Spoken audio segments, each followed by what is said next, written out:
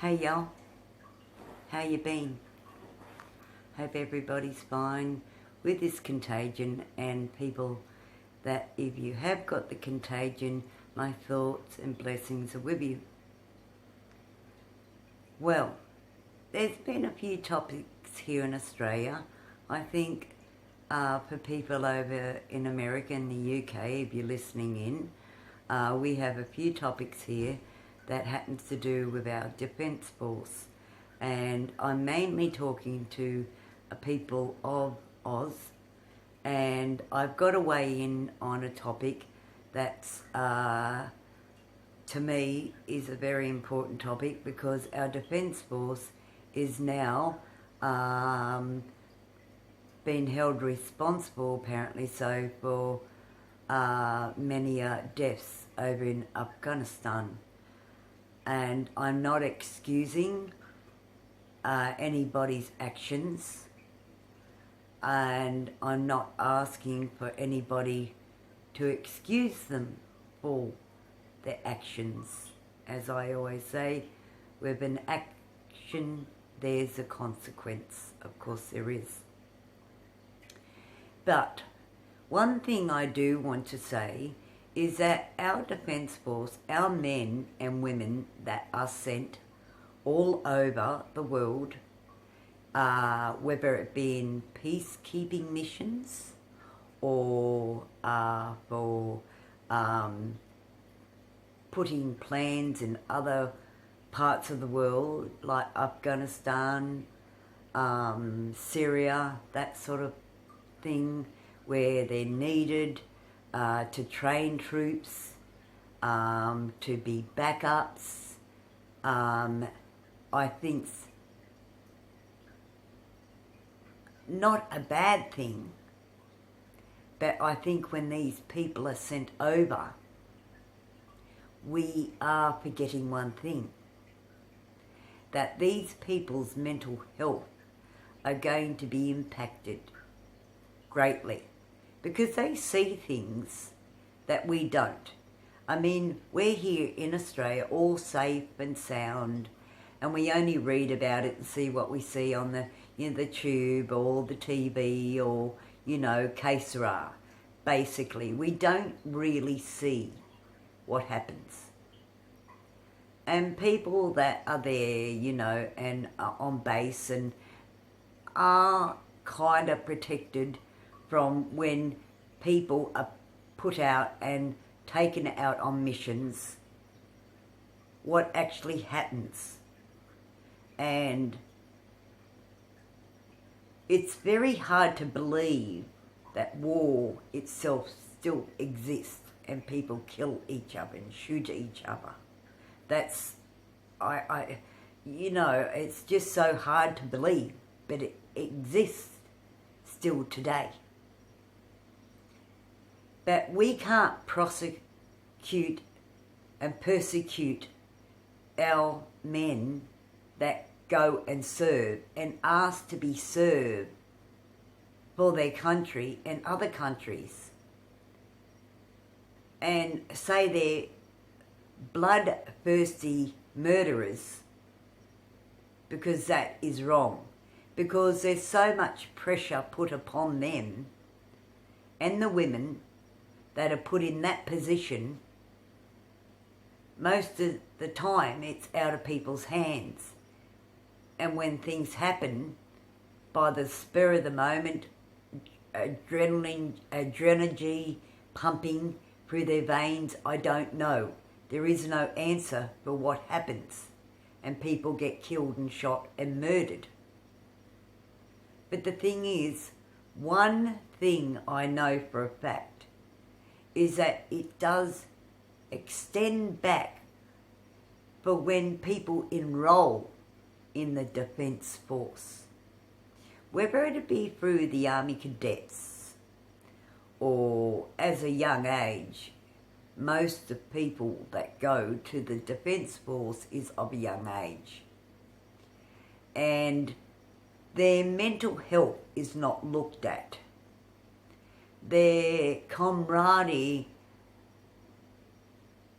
opinion, the way they have to form themselves, shine their boots, train in such a way to forget who they are in their feelings, to become a machine. And that is wrong, because in Army cadets, my son went for quite a while and found it very hard. And because what I could see of it was not a fun time, it was a drill time, it was a lot of swearing, it was a lot of, real get macho. It's about being hard, it's about that, how hard you can push yourself. And a lot of young people get into this and not realising that mental health is a big thing. And mental health is not addressed at all when people enter the Defence Force, which is very, very important to look at, because we put so much pressure, so much expectation on these people. And when they do wrong, they're persecuted. Judge, jury and executioner society becomes to these people that go out and defend us, me, you. And then they're put on a stake, which is wrong, because these men and women suffer psychologically every night for the rest of their bloody life. Do you ever stop to think that these people never imagined in their whole entire life that they would be put into this situation? That would have happened. Instead of calling them bloodthirsty murderers, perhaps look at their psychological state. What happened? What was the breakdown between communication through the Defence Force, through the other leaders that are responsible for these people going out on missions, dangerous missions? They may never return. They may be shot to death, blown up. And if they survive, they may walk on a mine and become home limbless. Who knows? See, so much pressure is put upon these poor boys, our men, our Aussies, our fighters, our warriors. And that's sad, because now there's so much controversy if they're going to be held responsible. The army, the leaders should be held responsible. The government, because unfortunately these are humans. And you turn them into robots, expecting so much. Go out there. That's your duty. But do you ever stop to think, when everything stops and they're sent home, how much pain they go through, how much suffering their family endures, how many nightmares that person, the family, has got to endure because of this person that was asked for so much and gave so much. They can't return, they're a nervous wreck, they're psychologically screwed up for the rest of their life. The government should be responsible for that, and so the leaders of the Defence Force should be responsible for that, for them. Our fighters, our Aussies. Anyway, that's my little him-ha niggle, and I thought that was most important because that's another topic that seems to come up.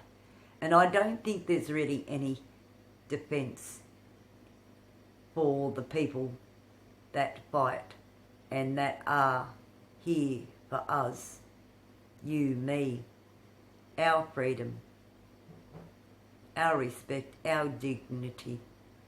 And if they do wrong, they're not a machine, they're human. So look at what happened. What was the breakdown? Instead of persecuting and being judge, jury and executioner, you're dealing with humans. You're dealing with their lives. You're dealing with their minds. So government, leaders of Defence Force, listen to this because it's most important. And a lot of Aussies would agree. So like, subscribe and comment. But as I said, UK, America, that's one of the little problems that we have here. So please, as I say, my 4 codes, and I will say them: respect, dignity, honour and integrity.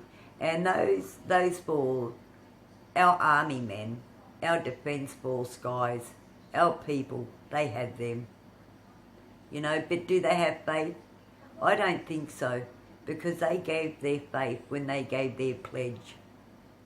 And where did that get them? When they thought they were doing the right thing. But until next time, like, subscribe and comment.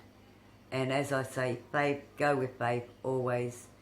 But one other thing, remember the mask, guys, very important. You've got to keep on with this mask, sanitising, washing hands, doing the right thing, wiping down benches, being aware because COVID is out there, you know, and we don't really want to find next January, February, that this contagion's worse than ever, because unfortunately, with the air the way it is, it does carry the virus, it does carry it around. So the thing is, we don't want to find ourselves sicker than ever, because it does have a way of mutating, and maybe it's got a mutating to a different strain also. So do be aware of that, guys. So till next time, like, subscribe and comment. See you all. Really hope you enjoyed this tube, everybody. But Defence Force, we're behind you, and God bless. And we know you do wrong, but never to be prosecuted and, you know, judge, jury and executioner, because they were here. They're here for us, normal Joes like you and I. They do wrong. They're human. They're not a machine. How much suffering do you think they've gone through? A hell of a lot. And nobody's excusing for what's happened. No. Anyway, see y'all. Till next time. Bye. Bye.